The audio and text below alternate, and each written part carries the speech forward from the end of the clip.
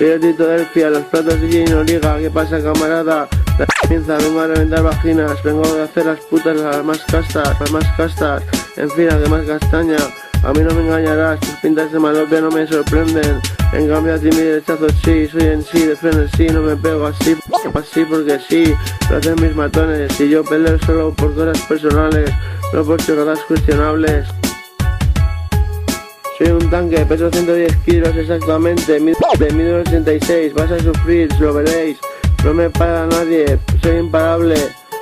Protégete la retaguardia, vengo a reventarte, tan molesto que no veo más que de cara. Porque tú te ganaste mi atención, satisfecho, hiciste venir al rey de la mafia, el Dan King, estás acabado. Tus familiares yacen frente a ti, todo elegante, sin corbata colombiana, sacando la lengua por la garganta. No vayas a ser tú el próximo, ten cuidadín, chavalín.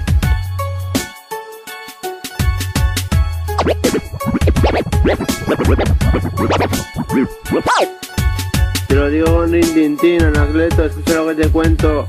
1, 2, 3, donde se iniesta que se esconda. No soy ni nefómano ni cleptómano, pero soy un pirómano. Y son las noches de San Juan, y llevo un tipo y un bidón de gasolina. Te ganas el nombre de Don Juan. Imagínate el resto de tu familia ardiendo, huele bien, me los como. Familia de mongol a la brasa. Allí en el infierno te espero, te voy a destrozar. Todo lo que quieres sufrirás como nadie.